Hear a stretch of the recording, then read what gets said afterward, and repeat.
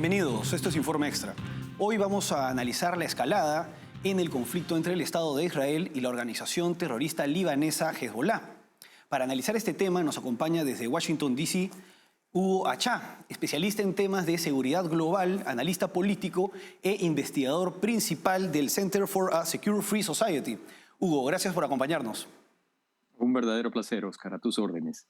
Gracias. Bueno, la guerra entre el Estado de Israel y Hezbollah ha entrado en una nueva fase desde la semana pasada en que se dio este ataque, esta operación atribuida al Mossad, en la que estallaron de forma sincronizada miles de víperes y walkie-talkies en posesión de los militantes de Hezbollah.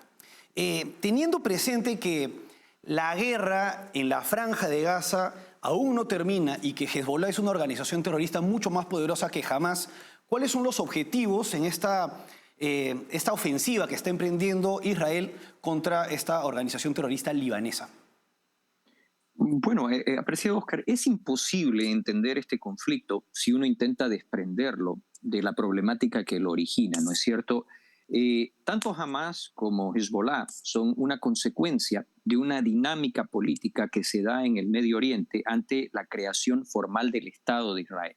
En esto hay que hacer una distinción muy clara, muy nítida, de la presencia de lo que son los israelíes, el pueblo judío en la región, y la dinámica, la polémica que se da después de los mandatos coloniales europeos en la región.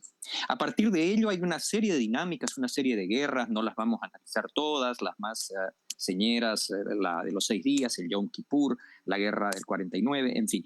Todo esto lleva a que la diáspora palestina se organice para la acción armada. En el Líbano, que tú mencionas, se basa, y esto mucha gente lo olvida hoy en día, uno de sus brazos más contundentes, la Organización para la Liberación de Palestina, cuyo líder histórico fuera Yasser Arafat. En el otro lado, en lo que es la Franja de Gaza, está Hamás. Ambas organizaciones, para hacer un fast forward al día de hoy, están íntimamente vinculadas, por un lado, con Irán, un enemigo jurado, el régimen de los ayatolas, de la existencia del Estado judío. El objetivo de ellos, abiertamente manifestado, es la destrucción y aniquilación del Estado judío. Y por el otro lado, una vinculación cada vez más grande con actores de escala geopolítica y con el ciclo de la actividad ilícita criminal transnacional. En este contexto es a donde tenemos que ubicar la crisis actual, la disyuntiva que tiene Israel, que por cierto está tal vez en uno de sus momentos más críticos en lo que se refiere a los cuestionamientos que enfrenta, inclusive al interior de sus tradicionales aliados en Occidente. Ahora, efectivamente, tenemos que este conflicto se sitúa y tiene raíces muchas décadas atrás, desde la creación del Estado de Israel en 1948 y las distintas guerras que se han dado con sus vecinos. Sin embargo, los conflictos con países como Egipto, como Jordania, incluso como Arabia, han llegado a la paz en los hechos y se mantiene un conflicto de manera indirecta, hoy no tan indirecta, con Irán. Y entonces tenemos que, desde el triunfo de la Revolución Islámica, Irán es uno de los principales enemigos de Israel. Sin embargo, no comparten frontera, no se disputan recursos naturales y, sin embargo, Irán financia organizaciones terroristas enemigas de Israel. Sabemos que es enemigo jurado y que promete la destrucción del Estado de Israel, pero ¿cuál es el fundamento ideológico o político para este objetivo de Irán? Bueno, en primer lugar, aquí tendríamos que entrar en la ecuación geopolítica, ¿no es cierto? Irán es parte de un hinterland, ese punto específico en la geografía que influye y proyecta esa influencia a veces a un nivel global.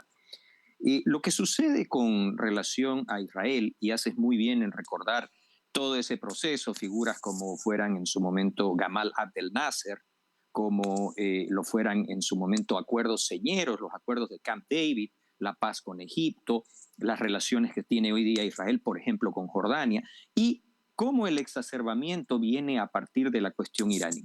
Pero en esto también tenemos que entender que hay una proyección global. Israel, quiera o no, proyecta una influencia que los estados árabes a su alrededor en cierta medida temen y en cierta medida rechazan. Es la única democracia establecida en la región. Es el único lugar a donde una serie de cuestiones fundamentales, en cuanto más te vas hacia la ortodoxia del Islam, se ve de alguna manera, vamos a usar comillas aquí, amenazadas. El tema de la participación de la mujer, el tema de una sociedad abierta a cuestiones como los movimientos LGBT, el tema de una situación a donde la estructuración institucional está por encima de derechos hereditarios o posiciones privilegiadas o minorías específicas. Un estado a donde, por ejemplo, existen musulmanes que se integran a las Fuerzas Armadas, en el caso del IDF, o donde, por ejemplo, Benjamín Netanyahu enfrenta un proceso a donde el juez que está cautelándolo desde el punto de vista de su condición de ciudadano es árabe. Entonces, todo esto marca una situación que molesta en buena medida el entramado y la estructura social de los estados árabes. Esto no es un juicio de valor, esto es una evaluación fáctica, ¿no es cierto? Y a ello Irán suma la cuestión de proyección global. Irán siempre ha tenido una inclinación de proyección de poder y de influencia global. Por eso se alía con actores como la Federación Rusa, por eso se alía con China, por eso se alía en nuestro hemisferio con el régimen cubano, por eso tiene presencia en Venezuela.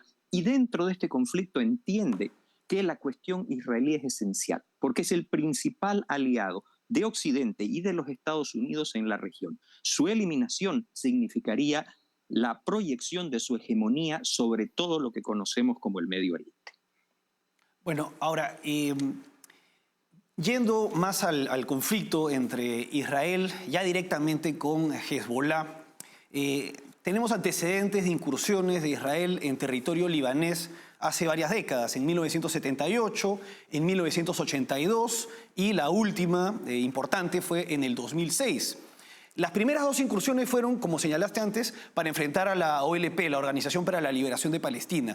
En el 2006 ya fue directamente contra Hezbollah, tras una incursión de esta organización en territorio israelí. Ahora, el ministro, el jefe del Estado Mayor de las Fuerzas de Defensa de Israel ha señalado que estarían preparándose y viendo la posibilidad de una nueva incursión. ¿Qué posibilidades ves acerca de esto?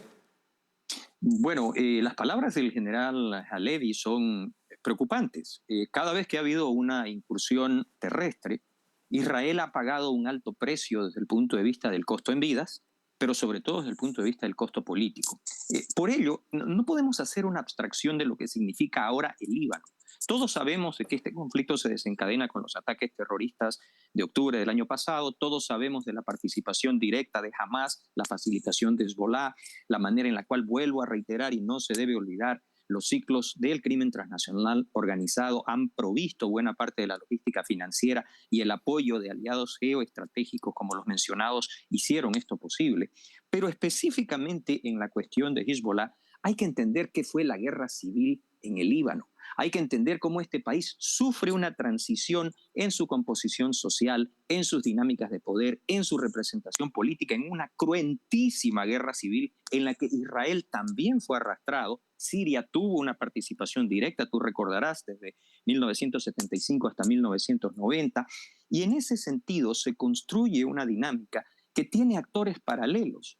Tiene a un gobierno libanés casi irrelevante desde el punto de vista de su actuación formal, tiene a una entidad pesadamente vinculada a Irán y a la causa palestina, que es el denominado Partido de Dios, que nosotros conocemos como Hezbollah, definido como una organización terrorista por Estados Unidos y por sus aliados. Y por el otro lado tenemos lo que tú también estabas mencionando, una guerra cuasi constante. Porque entre esas incursiones está el conflicto del Valle de Bekaa, está el secuestro constante de ciudadanos israelíes, está el tema de los ataques con cohetes, están los atentados y las respuestas de la llamada guerra en sordina. ¿No es cierto? Cuando la inteligencia y contrainteligencia de las fuerzas de defensa israelíes también llevan a cabo acciones de eliminación y de supresión de objetivos relevantes dentro de la estructura de la organización. Los últimos que los vimos fueron los que también mencionabas, el uso de los beepers, el tema de los walkie-talkies, la desarticulación del sistema de comando y control,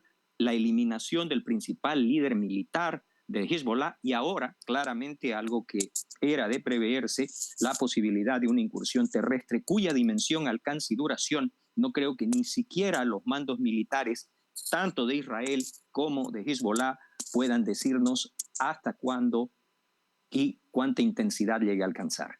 Ahora, hay que tener en cuenta también que, como bien señalas, al día siguiente del ataque de Hamás del 7 de octubre del año pasado, al día siguiente Hezbollah empezó a lanzar más misiles que de costumbre a territorio israelí, y con motivo de ello, el gobierno de Netanyahu se vio en la necesidad de evacuar a decenas de miles de ciudadanos israelíes, en su momento entre 60.000 y 80.000. Y en este contexto de intensificación del conflicto con Hezbollah, el ministro de Asuntos de Diáspora y de Lucha contra el Antisemitismo, Amiyai Chikli, ha señalado que están considerando la posibilidad de establecer una nueva frontera, de establecer una nueva zona de contención, señalando pues que no reconociendo al Líbano como un Estado soberano. ¿Qué opinas acerca de estas declaraciones? Bueno, nuevamente entramos a las mismas dinámicas que, si ves, han seguido un hilo de continuidad en esta conversación. La situación del Líbano es una situación en perpetuo desarrollo, merced a lo que fue las consecuencias de las guerras árabe-israelíes, las consecuencias de la guerra civil, la incidencia iraní, el Líbano como un punto de transición, de triangulación de recursos y operaciones financieras que no lo ha dejado de ser, el tema y las dinámicas del crimen transnacional organizado y la proyección de su influencia y su complementariedad hoy día con estos actores que también mencionamos, Irán, China, la Federación Rusa, el régimen de La Habana, la proyección de operaciones en nuestro hemisferio, donde el Quds y el Pasdarán ya tienen una presencia clara, tangible, palpable y bien documentada, ¿no es cierto? Pero esto también ha cambiado dinámicas que son sorprendentes y simplemente nos proyectamos apenas unos meses en el pasado. Un cuestionadísimo Netanyahu hoy día ve reflejada en las encuestas más recientes en Israel una proyección en alza de su popularidad como un líder en guerra frente a un Estado que teme permanentemente que pueda darse siempre aquel famoso nunca más, recordando lo que fuera el Holocausto, ¿no es cierto? Por el otro lado, tenemos que todo entusiasmo en todo conflicto, sobre todo en sociedades bajo el modelo occidental, llega a un punto de agotamiento si no se alcanzan los objetivos estratégicos. En ese sentido, también Israel enfrenta una situación inédita. El 67, el 73, el 79, el 82, el 84, el 2006, Israel tenía algún grado de apoyo firme y decidido de parte de sus aliados tradicionales, repito, Estados Unidos y Occidente. Si te fijas, hoy día el propio secretario de Estado norteamericano aboga abiertamente porque Israel no realice operaciones militares y se adhiera a un cese al fuego de 21 días. ¿Y cuál es la respuesta de Netanyahu? De ninguna manera. Arenga a sus soldados para el inicio de lo que parece, nuevamente, ser una inminente operación terrestre. Vaya situación. Y a esto te agrego algo en segundos. Cómo se ha deteriorado en función a una muy bien montada campaña de narrativa la posición de legitimidad de Israel. Fíjate lo sucedido en las universidades europeas y norteamericanas y cómo eso incide en la opinión pública y el ambiente político occidental. Perfecto, Hugo. Vamos a una pausa y regresamos precisamente con ese tema.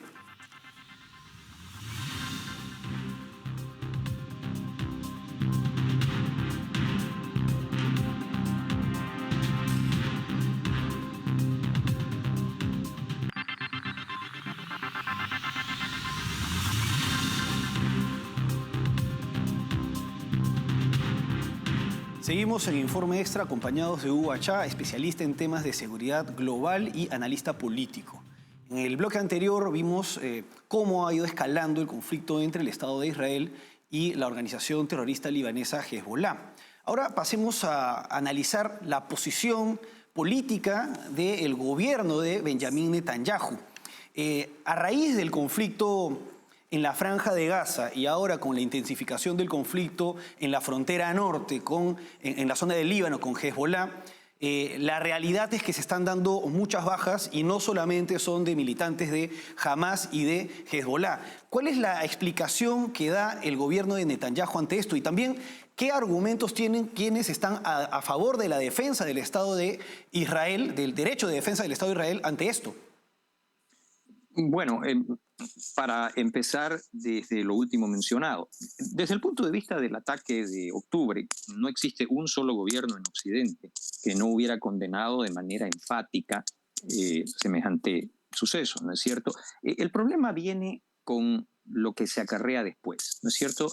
Reiterar nuevamente, Netanyahu estaba en lo que pudiéramos definir como su mala hora, procesado ante la inminencia de lo que parecía ser un voto de no confianza y su remoción, y el conflicto le cae en las manos para unificar algo que siempre ha sido un factor determinante en la cohesión social israelí, la sobrevivencia del Estado de Israel y el nunca más, que se refiere a que no puede darse para el pueblo de Israel jamás la posibilidad de una situación de fragilidad, indefensión y exterminio como lo fue el Holocausto.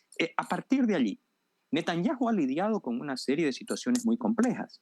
Sus aliados en algún momento han amenazado, casi todos ellos, con abandonar la coalición.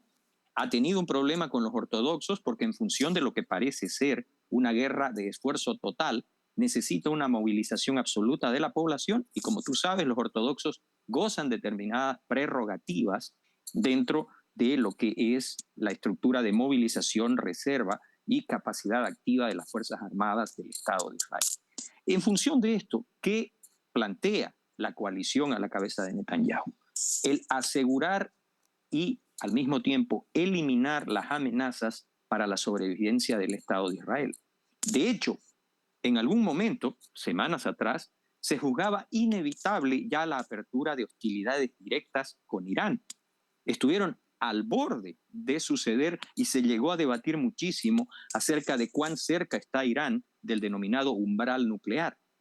Se habló en una discusión muy abierta de una capacidad jamás admitida de manera oficial, pero que todas las fuentes serias de análisis e inteligencia coinciden, tiene el Estado de Israel en materia de capacidades nucleares. A partir de esa situación, el conflicto solamente se agrava. Por eso es que las palabras del teniente general Halevi me llevan a un interrogante muy grande que te reitero, no creo que ni él mismo ni el propio Hassan Nasrallah tengan la capacidad de contestar. ¿Hasta dónde se puede llevar una campaña en el Líbano? ¿Hasta dónde se puede sostener? ¿Hasta dónde esto que tú habías mencionado, que el liderazgo de la coalición gobernante habla, por ejemplo, de reconfigurar el gobierno de lo que es la Franja de Gaza o modificar los límites arficinios con el Líbano? Son cosas que hoy día no tienen ni en los propios actores involucrados una respuesta nítida y clara. Efectivamente, no hay una respuesta clara ante lo que podría suceder si es que Israel incursiona con tropas de manera terrestre en Líbano. Sin embargo, se están dando estas posibilidades, se está intensificando la ofensiva contra esta organización terrorista y al mismo tiempo va a cumplirse un año de la guerra en la Franja de Gaza y aún no se podría decir que se ha culminado el proceso de pacificación de este territorio.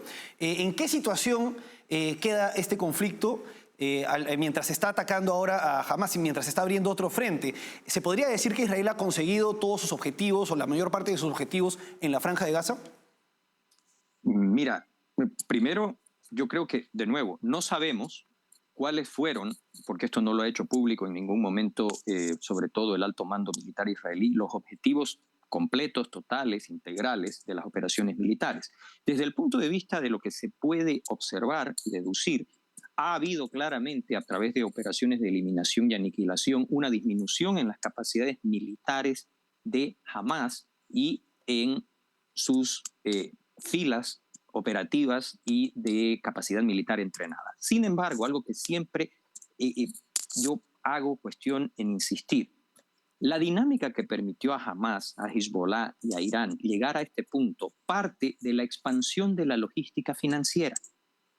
La logística financiera que proviene fundamentalmente de los ciclos y los circuitos del crimen transnacional organizado permitieron a estas organizaciones, bajo la égida iraní, aumentar sus capacidades estratégicas a un nivel nunca antes visto. Entonces, las operaciones en la Franja de Gaza pueden ser exitosas desde lo militar. El problema es que frente a un entramado que es global, Israel tiene limitaciones para impedir la reconstrucción muy rápida de esas capacidades y enfrentar un conflicto futuro en peores condiciones que las actuales.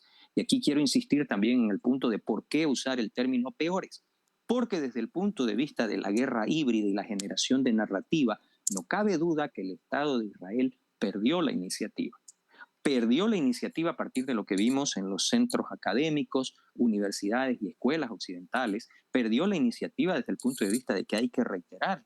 El aliado más confiable, sólido e histórico de Israel hoy día le niega el endoso pleno a sus operaciones y le pide a través de su secretario de Estado el cese del esfuerzo militar y la adopción de un cese al fuego de 21 días. Que dice el líder político del Estado de Israel: descarten eso, es hora de pasar a la ofensiva. Creo que es un momento crítico, creo que es un momento histórico que va a determinar hacia dónde va la dinámica en la región y hacia dónde también se dirige el Estado de Israel en cuanto a su futuro viable. Ahora, en este contexto, como bien ha señalado el tema de las universidades, cada vez se hace más visible un discurso abiertamente antisemita, que quienes lo replican, quienes se adhieren a este discurso, no se dicen antisemitas, sino antisionistas. Y en su solidaridad con Palestina, ahora con el Líbano, terminan adhiriéndose a posturas que son favorables a organizaciones terroristas o que minimizan las acciones de organizaciones terroristas como Hezbollah y como Hamas. Y al final no distinguen entre el Estado de Israel, al que califican de genocida, y el gobierno de Benjamín Netanyahu. ¿Qué podría señalar con respecto a estos discursos antisemitas que se ven cada vez más? Bueno, yo creo, y en esto Occidente tiene que hacer un mea culpa, ¿no es cierto? La radicalización de los espacios de debate, de educación, inclusive los de los medios de comunicación, se han contaminado profundamente de la radicalidad ideológica. La mayor parte, yo me atrevería a decirte, un 90% de lo que se escucha con respecto al conflicto no tiene ningún asidero histórico, político, geopolítico o a veces de sentido común. Desde el punto de vista de lo que se puede debatir en cómo se originan las realidades estatales actuales, cuál la legitimidad de la presencia del pueblo de Israel, su raigambre histórica, su imbricación inclusive desde el punto de vista de identidad genética con el propio pueblo palestino. ¿Qué significa? Hablamos de la cuestión del Líbano, que un Estado que en algún momento tenía dinámicas, composición, intereses completamente ajenos a lo que era la problemática palestina o árabe, hoy día es una plataforma de lanzamiento para organizaciones que no tienen un anclaje histórico, como es el propio Líbano. Son cuestiones que la mayor parte de la gente que sale con esos carteles que dice del río hasta el mar y al mismo tiempo abogan por la aniquilación de un pueblo establecido, creo que carecen nuevamente de bases documentadas, históricas, fundamentadas, y se dejan llevar por la radicalidad del discurso. El problema, apreciado Oscar, es que esa radicalidad de discurso hoy día es absoluta, fervientemente contraria al Estado de Israel e influye sobre las decisiones políticas de los gobiernos en los países occidentales. Y eso, quiera o no, Israel fragiliza y debilita su nivel de accionar político y también sus capacidades de respuesta y la sostenibilidad de la respuesta militar. Hugo, vamos ahora a una pausa y regresamos para el último bloque a fin de analizar la postura del gobierno de Irán.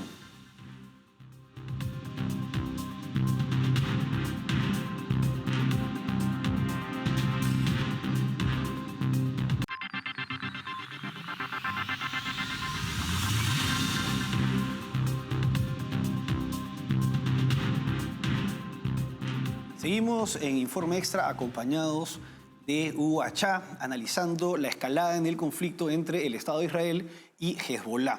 En esta edición hemos visto cómo se ha intensificado un conflicto que no podría calificarse solamente entre Israel y Hezbollah. Se habla de las guerras proxies. Hezbollah opera, es una organización de orientación chiita, y siendo que Irán es la principal potencia islámica chiita, obedecen al régimen del ayatolá Ali Jamenei. El conflicto entre Israel y la República Islámica de Irán se ha ido intensificando también en estos últimos meses. Sin embargo, a pesar de las amenazas y el bombardeo directo que se dio después del bombardeo en el consulado de Damasco, Irán no tiene una acción verdaderamente firme y se queda en las amenazas. ¿Consideras, Hugo, que Irán tiene un verdadero interés y una verdadera capacidad para afrontar una guerra con Israel? Bueno, eso tiene una respuesta en dos planos. Desde el punto de vista convencional y desde el punto de vista de las capacidades nucleares, la respuesta inmediata es no. No la tiene porque, a pesar de haber sido, y esto es una situación en la que también Occidente tiene que realizar un amplio análisis de conciencia, permitido de llegar hasta el umbral nuclear, está claro, vuelvo a reiterar, que las capacidades nucleares reales las tiene el Estado de Israel. Una guerra directa, abierta, frontal, con medios convencionales o nucleares pudiera significar un conflicto de consecuencias aniquiladoras para Irán. Por cierto, lo mismo aplica para Israel, debido a su tamaño, a su extensión geográfica, alcanzaría con un misil, una ojiva nuclear o termonuclear para aniquilar en buena medida lo que conocemos como el moderno Estado de Israel, ¿no es cierto? Pero en el otro lado está esa guerra constante, híbrida, asimétrica, que en el libro que hemos publicado desde la fundación de la cual yo soy director de investigación, definimos como la guerra infinita. En esa guerra, los adversarios de Israel entendieron que su integración con los ciclos del ilícito, que la construcción de una conflictividad global jugaba a su favor. Tú mencionabas la cualidad chiita y la participación del régimen iraní. Fíjate que lo que sucede, para que nos enfoquemos específicamente en el Líbano, está enmarcado en lo que fuera el acuerdo de paz de Taif, que determinó el final de la guerra civil en el Líbano. Y ese acuerdo que dividía el gobierno del Líbano 50-50 entre musulmanes y cristianos siempre fue rechazado por Irán. Fue rechazado porque fue facilitado por su mayor adversario en el cisma suní-shía, y es la dinastía de la Casa de Saud que gobierna Arabia Saudita. Desde esa perspectiva hay esto que mencionábamos al principio, un conflicto que tiene a un actor que no está inmediatamente en la vecindad geográfica que es Irán, tienes una organización proxy con vínculos directos con ese Estado y también con el crimen organizado, pero también tienes a un gobierno que parecería que existe en una realidad paralela, que es el del Estado libanés, que parecería impotente para controlar lo que es la presencia de Hezbollah o para revelar cuánto de su estructura y funcionamiento se ha vuelto rehén del movimiento financiero, la capacidad de movilización y el control social y político que ejerce Hezbollah dentro del territorio, en teoría soberano, del Estado libanés. Hugo Achá, especialista en temas de seguridad global, analista político e investigador principal del Center for a Secure Free Society. Hugo, ha sido un gusto. El placer es todo mío, Oscar, a tus órdenes. Nos veremos en otra entrevista. Bueno, hasta aquí Informe Extra. Gracias por acompañarnos.